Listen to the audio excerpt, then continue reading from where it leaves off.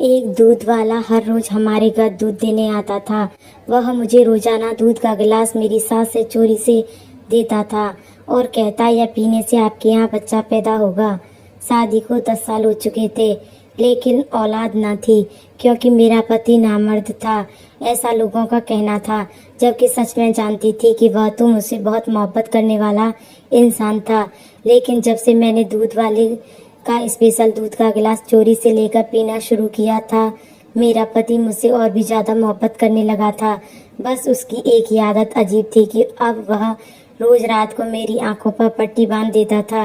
मुझे यह सब काफ़ी अजीब लगता था, लेकिन उसने मुझे कसम देकर कुछ भी पूछने से मना कर दिया था। मैं अपने पति से बहुत मोहब्बत करती थी, इसलिए मैंने उससे एक भी सवाल ना किया।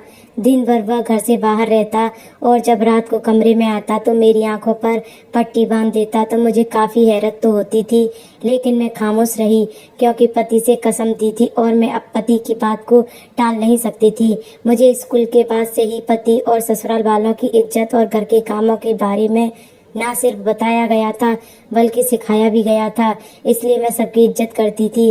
लेकिन 10 साल गुजरने के बाद भी जब औलाद ना हुई तो सास मुझे अजीब नज़रों से देखने लगी। मुझे हमेशा सास से डर लगता था। अगर वह मुझे बांझ होने के ताने देने लगती तो मेरी क्या इज्जत रह जाती, इसलिए मैं सास से दबकर रहती थी। लेकिन जब से उस दूध वाले को काम पर रखा था, वह हमेशा मुझसे पूछता था, तुम्हें औलाद क्यों नहीं हुई? तो मैं भगवान की मर्जी कहकर टाल देती थी। और वाकई यह सब उसी ऊपर वाले के हाथ में था, इसमें मैं या मेरा पति कुछ नहीं कर सकते थे। एक दिन दूध वाले ने मुझे एक कोने में ले जाकर कहा, आपको पता नहीं है, आप पर जरूर कोई साया है।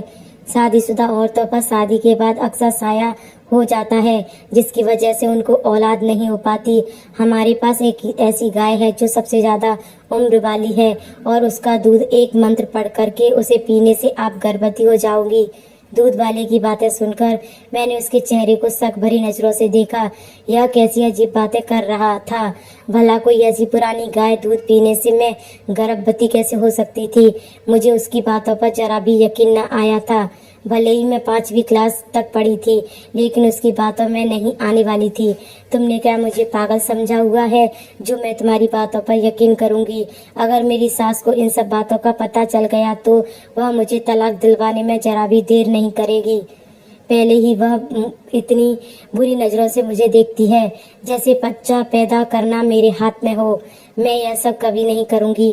मैंने उसे मुंह पर ही साफ मना कर दिया, लेकिन वह मेरे मना करने के बावजूद भी मुझे कहता रहा, अरे डर क्यों रही हो? और आपकी सास भी इसलिए मुंह बनाती है क्योंकि उसको औलाद चाहिए। अगर एक बार आप गर्भवती हो जाओगी तो वह आपके गुणगान करेगी। सारा सारा दिन देख लेना, और सास को या किसी और को बताने की ज़रूरत नहीं है। जब मैं उसे नहीं बताऊंगा और तुम भी नहीं बताओगी तो कैसे पता चलेगा? तुम बेकार में इतना सोच रही हो, यह काम करके देख तो लो। दूध वाले ने मुझे सच का आईना दिखाकर लालच दिया था। फिर मैंने उससे सोचने का वक्त मांगा। मुझे आज सोचने का वक्त दो, यह कहते हुए मैं अपने कमरे की तरफ चल दी। जब मैंने उससे सोचने का वक्त लिया तो यूं लगा जैसे वह दूध वाला बेचैन है कि बस कैसे भी मैं हाँ कर दूं। ना जाने मेरी हाँ कहने के पीछे उसका क्या मकसद था, लेकिन उसकी बातों में दम था। मैं कोई गलती काम करने को तो नहीं जा रही थी, बस औलाद के लिए दूध ही तो पीना था। फिर अगले दिन मैंने वापसी में उसे हाँ में जवाब दे दिया, जिसे सुनते ही उसके चेहरे पर एकदम से अजीब सी मुस्कुराहट आ गई थी, जिस दिन मैंने नोटिस नहीं किया था। बस मैं मान गई थी क्योंकि मुझे भी अब औलाद तो चाहिए थी ना। मैं इन बातों पर यकीन न करने के बावजूद हामी भर चुकी थी और अब मैं सबसे चोरी चोरी वह दूध पीती थी। जैसे ही दूध वाला दूध देने आता तो आगे पीछे देखता, जब कोई नजर न आता तो जल्दी से दूध का गिलास आगे बढ़ा देता, जैसे मैं एक ही सांस में पी जाती। और जब से मैंने दूध वाले से वह दूध लेकर पीना शुरू किया तो मुझे खुद में एक अजीब सी ताकत महसूस होने लगी थी। मुझे अपने शरीर में बदलाव महसूस होने लगे थे। मुझे ऐसा लग रहा था जैसे मेरी नज़र मुझ पर नज़र रख रही हो, जैसे मेरी सास मुझ पर नज़र रख रही हो। उस दिन जब मैं दूध का गिलास जल्दी से पीकर मुड़ी ही तो मेरी सास मेरे बिल्कुल पीछे खड़ी थी, मुझे घूर रही थी। उसे यूं खुद को गौर से देखते पाकर मेरे तो डर के मारे पसीने ही छूट गए थे।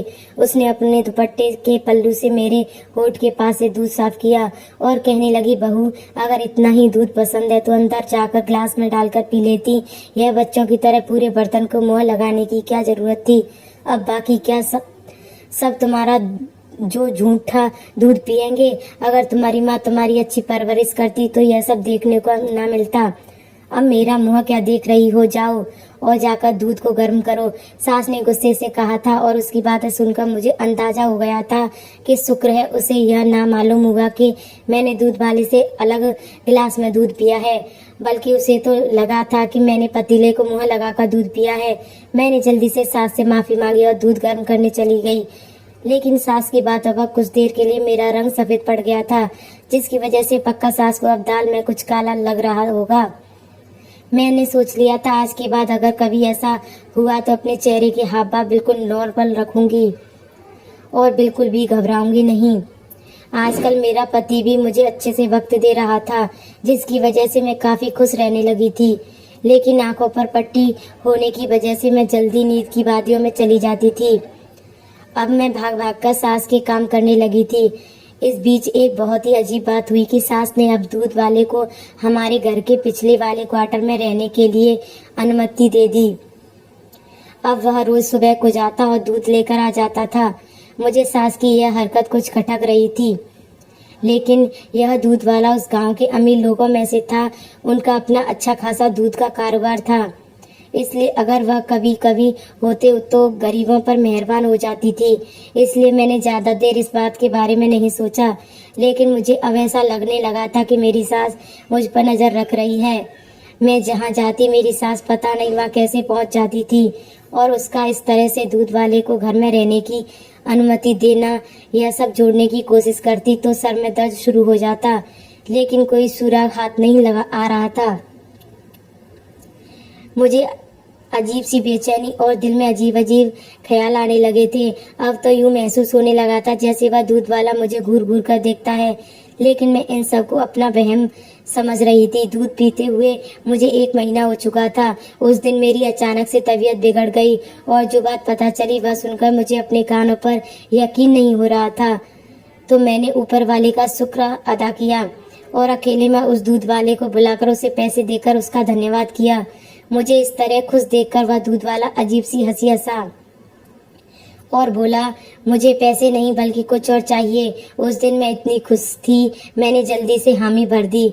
तुम जो भी कहोगे सब मिलेगा, बताओ क्या चाहिए तुम्हें। मैंने जब पूछा तो वह फिर से हंसने लगा। देखिए यह सब मेरी वजह से ही हुआ है, इसलिए मैं कीमत भी अच्छी खासी वसूल करूँगा। लेकिन अभी आप मुझे वह नहीं दे सकती जो मैं चाहता हूँ। इंतजार करो, खुद बताऊंगा। और हाँ, एक बात याद रखना, जो दूध मैं रोज पीने के लिए देता हूँ अब तुम उसे रोज पीती रहना। अगर नहीं पियोगी तो अपने बच्चे से हाथ धो बैठोगी। मैं इससे ज्यादा कुछ नहीं बता सकता। वह वहां से चला गया, लेकिन मेरी खुशी में भंग डाल गया।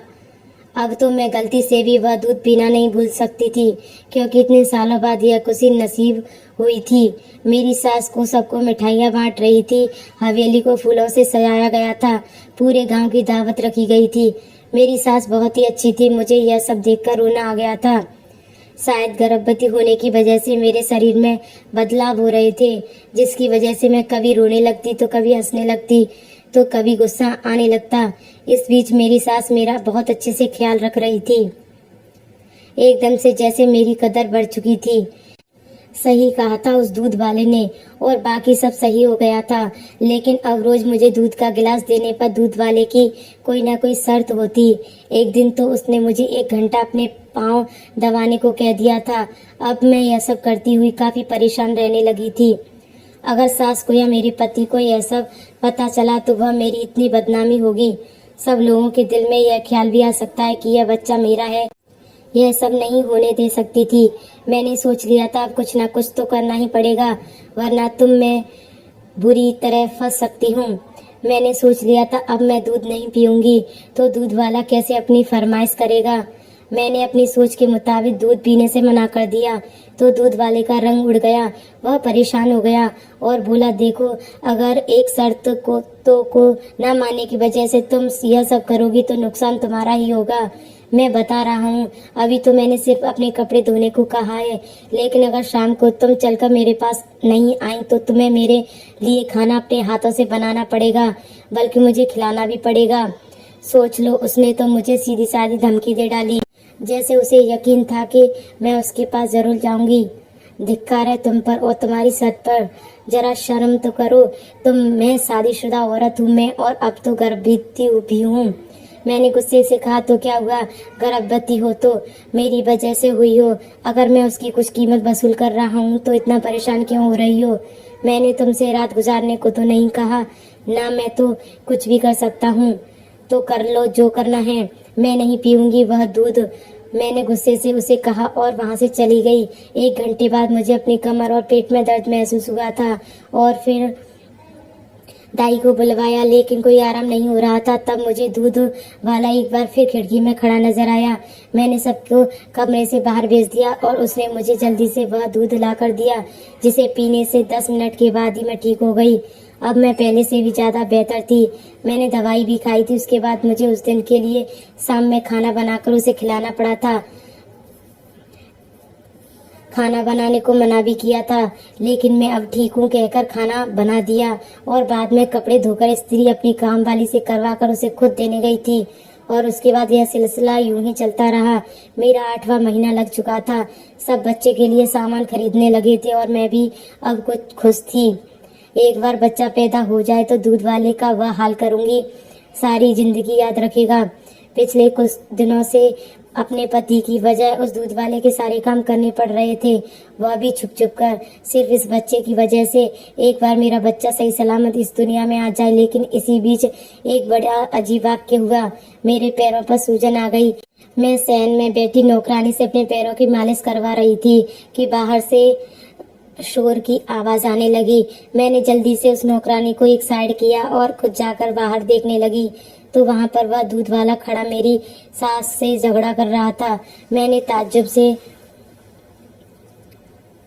दूध वाले को देखा। सास ने दूध वाले को जाने का इशारा किया, लेकिन वह अपनी जगह से हिला तक नहीं। वह ढीठ बना रहा, वहीं खड़ा रहा। मुझे उसकी इस हरकत पर बहुत गुस्सा आ रहा था। अब वह मेरे अलावा लोगों पर भी अपना हुक्म चलाने लगा था। आखिर इस सब की वजह क्या थी? वह क्या साबित करना चाहता था? और फिर वह मेरे पास आकर बोला, यह बच्चा मेरा है जो तुम लेकर घूम रही हो, यह मेरा बच्चा है। उसकी यह बात सुनकर मेरे पैरों तले जमीन खिसक गई और मेरा जिस्म कांपने लगा। यह क्या कह रहा था कि मेरे होने वाले बच्चे का बाप यह है? ऐसा कैसे हो सकता है? क्या वह एक नया ड्रामा कर रहा था या बस धमकी देकर बदनाम करने की कोशिश कर रहा था? सास ने गुस्से में आकर उसे थप्पड़ दे मारा और एक अलग जगह ले जाकर अपने कमरे से एक अखबार में कुछ छुपा कर ला कर दिया। जहाँ तक मुझे समझ आ रहा था शायद वह पैसे ही होंगे। तो क्या वह सच कह रहा था जो सास ने उसे मुंह बंद करने के लिए पैसे दिए थे? क्या वाकई यह बच्चा मेरे पति का नहीं बल्कि वह उस दूध वाले का था? अगर यह सब सच था तो क्या मेरी सास ने जानबूझकर यह सब करवाया था? लेकिन क्यों? यह क्यों चाहती थी? अपने ही बेटे की पत्नी के साथ ऐसा करके एक नाजायज बच्चे को क्यों पैदा करवाना चाहती थी? और उन सब से भी ऊपर एक और बात थी, क्या मेरे पति को अपने माँ बाप के बारे में सारी सच्चाई का पता था? क्या वह भी इन सब में शामिल था? लेकिन कोई इज्जतदार मर्द यह सब कैसे कर सकता था? उसकी पत्नी को कोई और इस्तेमाल करे, यह सब कैसे? मैं बातें सोच सोच कर मैंने अपनी तबीयत खराब कर ली। अगले दिन मुझे बुखार में तप रही थी। सब लोग मेरे लिए यहाँ से वहाँ दौड़ रहे थे।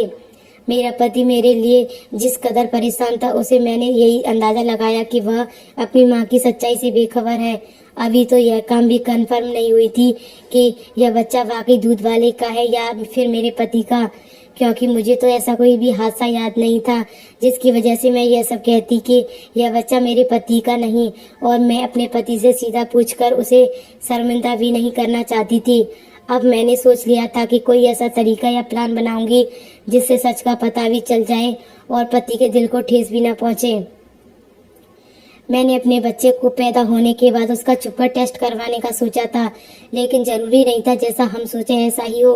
मेरे साथ उससे भी बुरा होने वाला था। एक ऐसा सच सामने आने वाला था जिसके बारे में मैंने कभी भी सोचा नहीं था। अगले कुछ दिनों में मैं दोबारा से बिल्कुल सही हो चुकी थी, लेकिन एक दिन मेरी सास नजर नहीं आ रही थी और ना ही कोई नौकर नजर आ रहे थे। पति को आते ही रात को थे। अभी मैं कमरे में ही थी कि कोई अचानक से मेरे कमरे में आया। उससे पहले मैं उसको देखकर चिल्लाती, उसने मेरे मुंह पर बेहोश करने वाला रूमाल रखकर मुझे बेहोश कर दिया। उसके बाद मुझे नहीं पता कि मैं कितनी देर तक बेहोश रही। अगली बार जब मेरी आंख खुली तो मैं एक बहुत ही शानदार कमरे में थी। मैंने घबराकर दरवाजा खोलने की कोशिश की, लेकिन नाकाम रही। बिस्तर पर बैठी रो रही थी। मुझे पता था कि यह सब उस दूध वाले का काम है। शायद मेरी सास भी शामिल थी, मैं नहीं जानती थी। वह दोनों मिलकर मेरे साथ क्या करना चाहते थे। पहले दूध पिलाकर पता नहीं क्या किया कि मैं गर्भवती हो गई। उसके बाद मुझे ब्लैकमेल करना, फिर सास का दूध वाले की बातें मानना, उसे ढेर सारे पैसे देना, उसके बावजूद भी मेरा ख्याल रखना, यह सब मेरी सोच से बाहर था।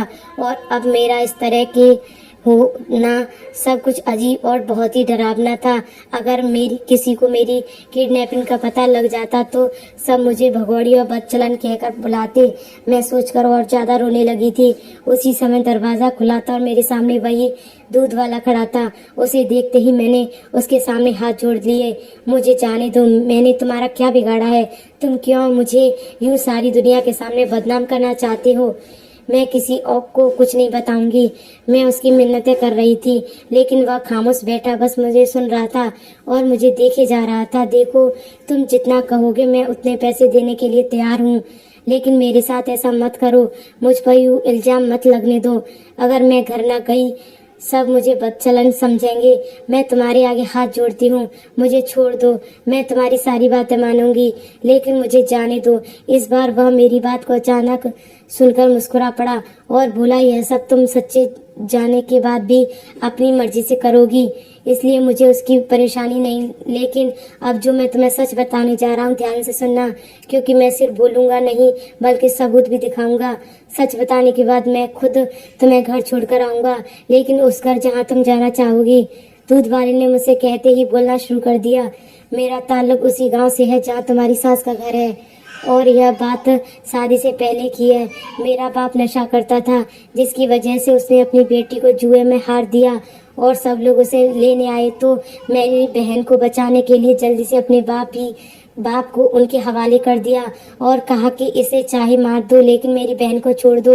मगर वह लड़के ना माने। मैंने उनके सर में डंडे मारे, अपनी बहन को साथ लिया और वहां से भागकर अपने घर चला गया। फिर वहां से तुम्हारी सास के पास चला गया और उससे मदद मांगने लगा, लेकिन उसने मेरे सामने एक ऐसी शर्त रखी जिसकी मैंने अच्छे से सुने बिना ही हामी भर ली थी। फिर उसने मेरे बाप को जेल भिजवा दिया और साथ ही उन लोगों को भी। मेरे बाप को नशा न मिलने की वजह से उन्होंने गुस्से में आकर वहीं पर आत्महत्या कर ली। उसके बाद मैंने अपनी बहन की जल्दी ही शादी करवा दी, लेकिन तुम्हारी सास की शर्त सुनकर मैं तो हैरान रह गया। वह जैसा जैसा कहती गई मैं बिल्कुल वैसा ही करता गया। उनका बेटा नामर्द था, उसकी पहली 3 पत्नी की तलाक हो चुकी थी। इस बार उसने मुझे शादी करने को कहा। दुनिया वालों के सामने गौरव की शादी हुई थी जो उसका बेटा था, लेकिन असल में शादी तुम्हारी और मेरी हुई थी। मेरा नाम ही गौरव है। उसने कहा था जल्दी बच्चा पैदा नहीं करना है, देर से बच्चा पैदा करना है, जिसकी वजह से तुम उसकी मुट्ठी में ही रहती और उसकी शुक्रगुजार रहोगी। जब गौरव तुम्हारी आंख पर पट्टी बांध देता तो तब मैं कमरे में आता था और वह चला जाता। वह बस पति होने का ड्रामा कर रहा था। मैं दूध में पहले तो तुम्हें ऐसी दवाई पिलाता जिससे तुम्हें ताकत आए और तुम गर्भवती ना हो, और जब उन्होंने कहा कि अब बच्चा चाहिए तो मैं वह दवाई बदल डाली। अब मैं ऐसी दवाई दूध में डालकर देता जिससे तुम गर्भवती हो गई। तो मैंने दूध में दवाई डालना बंद कर दिया क्योंकि वह बच्चे को नुकसान पहुंचा सकती थी और मुझे अपनी औलाद को नुकसान देकर क्या मिलता। उस दिन दूध पीने से जब तुम मना कर रही थी तो मैं डर गया था मेरा आज राज खुल जाएगा, इसलिए कुछ भी बोल दिया। लेकिन तुम्हें जब तकलीफ हुई तो पता चला कि अक्सर ऐसा ही होता है, और तुम जब मेरे काम करती तो मुझे बहुत खुशी होती। दिल करता मैं अपने बच्चे को महसूस करूं। लेकिन मैं ऐसा नहीं कर सकता था, इसलिए वह सब नाटक किया। उस दिन मैंने तुम्हारी सास से कहा था कि मैं और नाटक नहीं कर सकता। मेरा बच्चा होने वाला है। मैं अपनी पत्नी को सच बताना चाहता हूँ, क्योंकि तुम मुझसे नफरत करने लगी थी, जो मैं बर्दाश्त नहीं कर पा रहा था। लेकिन उसने पैसे दिखाकर मुझे धमकी दी। अगर मैंने ऐसा वैसा कुछ किया तो वह हमारे बच्चे को इस दुनिया में आने से पहले ही मार डालेगी। इसलिए मैं डर गया था और वहां से चला गया। लेकिन अब तुम्हें वहां छोड़ना खतरे से खाली नहीं था, इसलिए मैंने तुम्हें किडनैप करके तुम्हारी सास कुछ नहीं कर सकती। वह जानती है तुम्हें मैं लेकर गया हूँ और उसे तुम्हारी फिक्र भी नहीं। वह तो बस बच्चा दिखाकर सबके सामने यह साबित करना चाहती थी कि उसके बेटे में कोई खोट नहीं है। वह लोगों के सामने अपने बेटे की इज्जत कायम रखने के लिए यह सब नाटक कर रही थी। जब वह चुप हुआ तो मैं खामोश अपनी जगह पर बैठ गई। उस औरत ने मेरे साथ कैसा धोखा किया था। सिर्फ उसने नहीं, मेरे अपने पति ने भी, लेकिन वह मेरे आसपास ही रहा। इस बात से मुझे कुछ हौसला मिला। अब मैं दोबारा वहां नहीं रहने वाली थी, लेकिन मैं उन माँ बेटों की सच्चाई सारी दुनिया को दिखाना चाहती थी। फिर मैं उसके सामने शहर में ही रही थी। मेरे ड्रामेबाज सास दोबारा आ चुकी थी और मुझे कुछ न भूलने की धमकी दे चुकी थी। जब मेरी बेटी पैदा हुई तो उसी समय मैंने अपनी और बच्चे का टेस्ट करवा दिया और गांव जाकर सबको सब सच बताकर झूठी औरत का असली चेहरा दिखाया, जिसने सिर्फ अपनी बेटी का राज छुपाने के लिए मुझे मेरे पति से दूर रखा। और अगर उस बीच कुछ गलत हो जाता तो मैं कभी खुद को माफ नहीं कर पाती। सभी लोगों ने उस औरत पर थू थू की। सास और उसके बेटे को भी बहुत बुरा भला कहा। मजबूर होकर उन दोनों को यह गांव छोड़कर जाना पड़ा। अब मैं और मेरा पति दूध वाला अपने घर में रहते हैं। हम दोनों अपनी जिंदगी में खुश हैं। मेरे पति ने यह सब अपनी बहन की जान बचाने के लिए किया था, इसलिए मैंने उसे माफ कर दिया। लेकिन यह भी शुक्र था कि वह हमेशा साई की तरह मेरे साथ था। तो दोस्तों, कैसी लगी हमारी कहानी? इस कहानी के बारे में आपका क्या कहना है, हमें ज़रूर बताएं और वीडियो को लाइक शेयर सब्सक्राइब करें। धन्यवाद।